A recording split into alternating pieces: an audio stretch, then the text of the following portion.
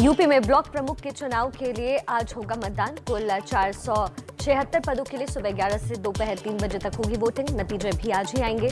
परसों नामांकन में हिंसा के बाद सभी जिलों में सुरक्षा बेहद कड़ी की गई। यूपी ब्लॉक प्रमुख चुनाव की वोटिंग से पहले 349 लोग निर्विरोध निर्वाचित किए गए। 68 नामांकन रद्द। बीजेपी ने 75 जिलों में अपने 334 उम्मीदवारों की जीत का किया दावा। यूपी के लखीमपुर में ब्लॉक प्रमुख चुनाव के दौरान हिंसा और महिला से बदसलूकी पर लिया गया एक्शन। सीएम योगी के निर्देश पर सीओ और थाना प्रभारी समेत 6 पुलिस वाले सस्पेंड किए गए। मामले में अब तक 2 की गिरफ्तारी की गई। लखीमपुर कांड में गिरफ्तार आरोपियों में बीजेपी सांसद रेखा वर्मा का रिश्तेदार भी शामिल। बीजेपी ने कहा, महिलाओं से अपमान बर्दाश्त नहीं, दोषी कोई भी हो कार्रवाई की जाएगी। लखीमपुर कांड पर गर्माती सियासत। अखिलेश यादव ने कहा, एक बहन का अपमान हुआ। सीएम योगी के इशारे पर गुंडागर्दी का आरोप लगाया। प्रियंका गांधी बोली, यूपी में लोकतंत्र का चीरहरण।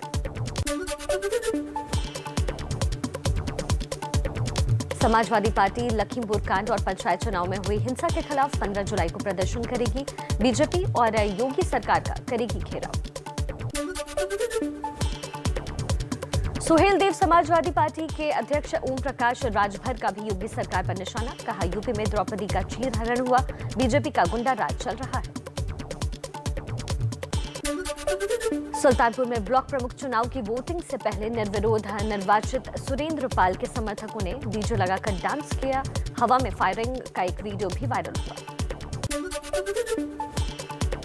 कासगंज में समाजवादी पार्टी के नेता देवेंद्र सिंह यादव की दबंगई सामने आई। पार्टी उम्मीदवार को ब्लॉक प्रमुख चुनाव में हराने की कोशिश का आरोप लगाकर थाने का घेराव किया। इंस्पेक्टर को धमकाया। यूपी में चुनावी माहौल के बीच चित्रकूट में आरएसएस के अखिल भारतीय प्रांत प्रचारकों की बैठक का दूसरा दिन। मोहन भागवत की अगुवाई में 13 जुलाई तक कई बड़े मुद्दों पर मंथन संभव। महाराष्ट्र में जिला परिषद और पंचायत समिति के उपचुनाव रद्द किए गए। चुनाव आयोग ने किया ऐलान। महाराष्ट्र में कोरोना के मामले कम न होते देख लिया गया फैसला। दिल्ली हाईकोर्ट ने अपने एक फैसले में देश में यूनिफॉर्म सिविल कोड यानी समान नागरिक संहिता की जरूरत बताई। कहा, धर्म जाति समुदाय से ऊपर उठ रहा है देश। दिल्ली हाईकोर्ट ने कहा, देश में समान नागरिक संहिता लागू करने का ये सही समय है। केंद्र इस दिशा में जरूरी कदम उठाए। तलाक के एक मामले पर सुनवाई के दौरान हाईकोर्ट में टिप्पणी की गई।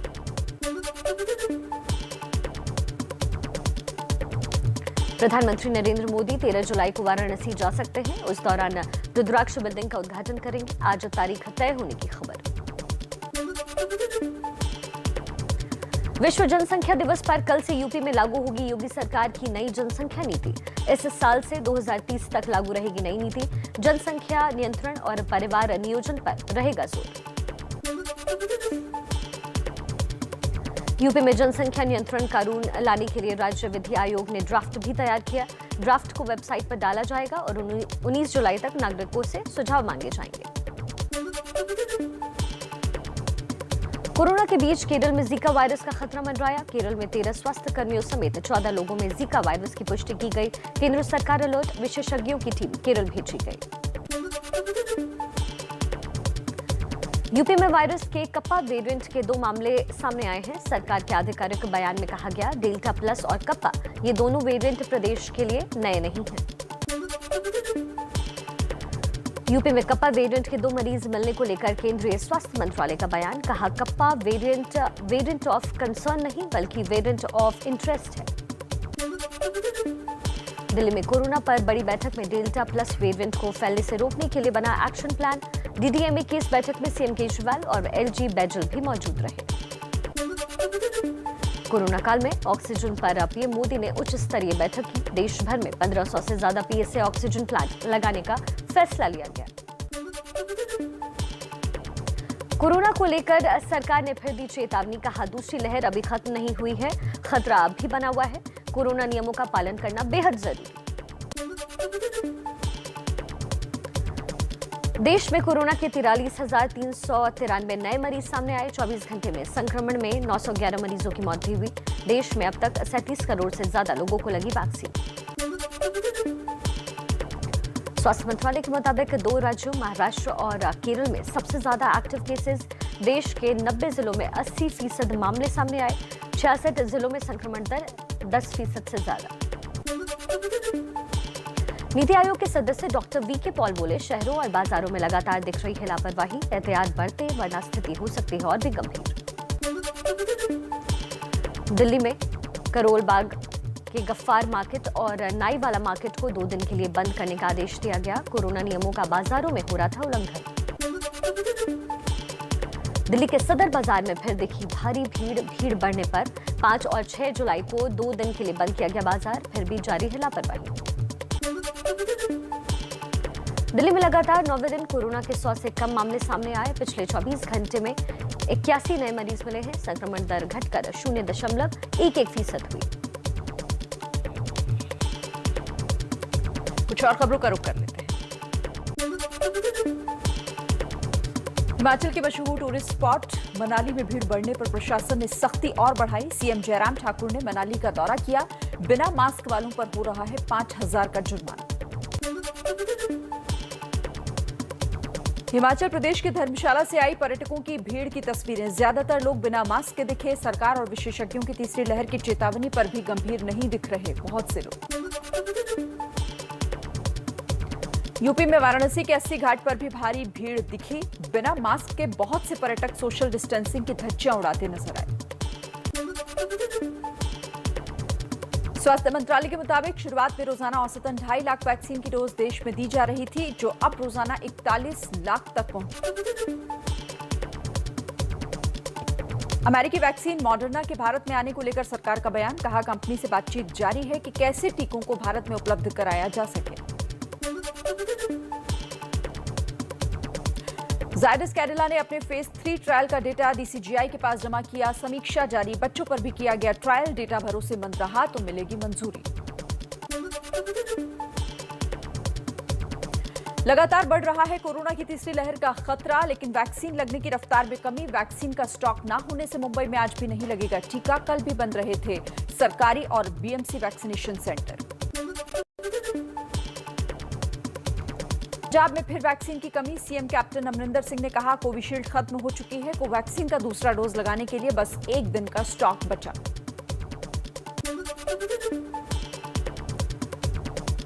वीके पॉल ने यह भी कहा कि तय नियमों के तहत राज्यों को वैक्सीन बांटी जा रही है। उपलब्धता के मुताबिक कदम उठाने के बारे में पहले ही बताते हैं, जब जल्द सब कुछ ठीक हो जाएगा। पंजाब में सोमवार से नाइट कर्फ्यू और वीकेंड कर्फ्यू खत्म होगा। कॉलेज और कोचिंग सेंटर वैक्सीन सर्टिफिकेट के साथ खुलेंगे। स्कूल अभी बंद रहेंगे।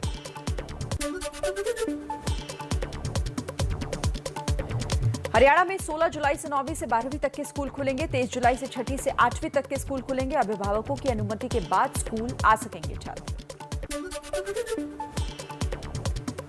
गुजरात में 15 जुलाई से कॉलेज खोलने की अनुमति। 12वीं की ऑफलाइन क्लास भी शुरू होगी। छात्र माता पिता की मंजूरी के बाद कर सकेंगे क्लास। दिल्ली में पानी की किल्लत पर सियासत और हुई तेज। प्रदेश बीजेपी अध्यक्ष आदेश गुप्ता ने दी मंत्री सत्येंद्र जैन के घर का पानी का कनेक्शन काटने की चेतावनी। बोले, टैंकर माफियाओं के साथ दिल्ली सरकार की मिलीभगत। गृह मंत्री अमित शाह आज 3 दिन के गुजरात दौरे पर जाएंगे। कई योजनाओं का लोकार्पण करेंगे। 12 जुलाई को जगन्नाथ मंदिर में होने वाली मंगला आरती में भी शामिल होंगे। चिराग पासवान को दिल्ली हाईकोर्ट से लगा झटका। चाचा पशुपति पारस को संसदीय दल के नेता चुनने के लोकसभा स्पीकर के फैसले के खिलाफ दी याचिका खारिज की गई। कोर्ट ने कहा, सदन से जुड़े हुए फैसले स्पीकर ले सकते हैं। बिहार में नीतीश के अल्पसंख्यक कल्याण मंत्री जमा खान ने खुद को धर्म परिवर्तन से बना हिंदू बताया। बोले, पूर्वज राजपूत थे और कबूल किया था इस्लाम। बिहार में लालू की पार्टी के प्रदेश अध्यक्ष जगदानंद सिंह का इस्तीफा स्वास्थ्य कारणों का हवाला दिया, लेकिन सूत्रों के मुताबिक लालू के बेटे तेज प्रताप की वजह से नाराज चल रहे थे। केंद्रीय मंत्रिमंडल विस्तार के बाद जेडीयू में हलचल हुई और तेज मंत्री नहीं बनाए गए जेडीयू सांसद ललन सिंह उपेंद्र कुशवाहा से मिले। विपक्ष ने आरसीपी के मंत्री बनने को बताया जातिवाद। महाराष्ट्र में फडणवीस के कार्यकाल में हुई फोन टैपिंग की जांच कराएगी उद्धव सरकार। 3 सदस्यीय उच्च स्तरीय कमेटी गठित की गई। कांग्रेस नेता नाना पटोले ने लगाया था फोन टैपिंग का आरोप। महाराष्ट्र के वसूली कांड में सचिन वाजे से आज पूछताछ करेगी ईडी। अभी तलोजा जेल में है बर्खास्त पुलिस अधिकारी वाजे। इस मामले में अनिल देशमुख के खिलाफ पहले ही दर्ज हुआ है केस।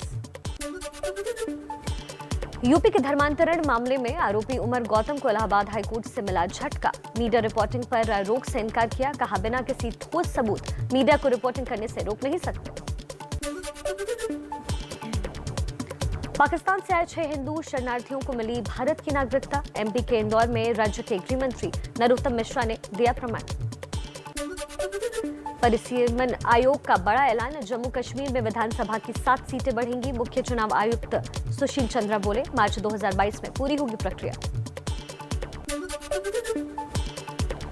यूपी के पूर्व सीएम कल्याण सिंह की तबियत में लगातार सुधार। पीएम मोदी ने फोन पर सेहत की जानकारी ली। लखनऊ में संजय गांधी पीजीआई में चल रहा है कल्याण सिंह का इलाज। गुरुवार को योगी ने जाना था हाल। हिमाचल के पूर्व सीएम वीरभद्र सिंह का आज शिमला के रामपुर में दोपहर 3 बजे होगा अंतिम संस्कार। पद्म महल में पार्थिव शरीर के सुबह 8 से दोपहर 2 बजे तक अंतिम दर्शन। छत्तीसगढ़ के सीएम भूपेश बघेल भी आज वीरभद्र सिंह के अंतिम संस्कार में होंगे शामिल। कल ही शिमला पहुंचे। 6 बार सीएम रहे वीरभद्र का गुरुवार सुबह हुआ था निधन। नालसा यानी नेशनल लीगल सर्विसेज अथॉरिटी की ओर से आज दूसरी राष्ट्रीय लोक अदालत लगेगी। वर्चुअली आयोजन किया गया। विवादों को आपसी सुलह से समझौते से निपटारा रोकने के लिए अदालत का मकसद है। कुछ और खबरों की तरफ रुक कर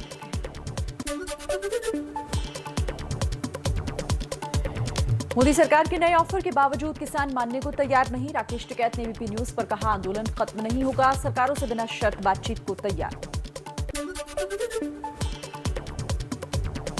जम्मू कश्मीर के बांदीपोरा में सुरक्षा बलों ने लश्कर ए तैयबा के आतंकी को गिरफ्तार किया। हथियार और गोला बारूद बरामद। कश्मीर में पिछले 3 दिन में 7 आतंकी हुए ढेर।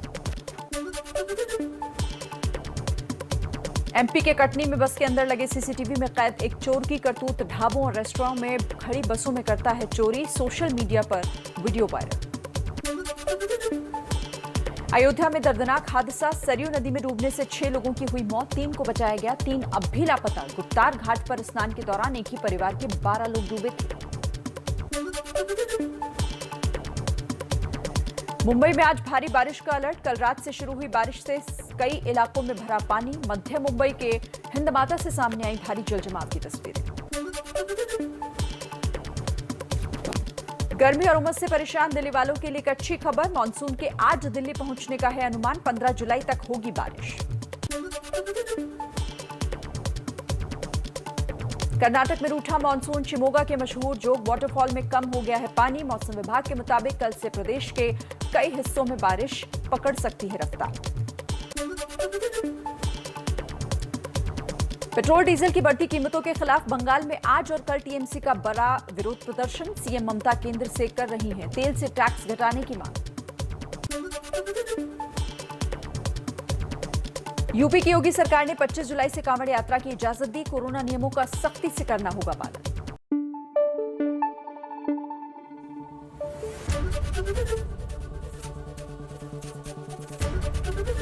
एबीपी न्यूज आपको रखे आगे।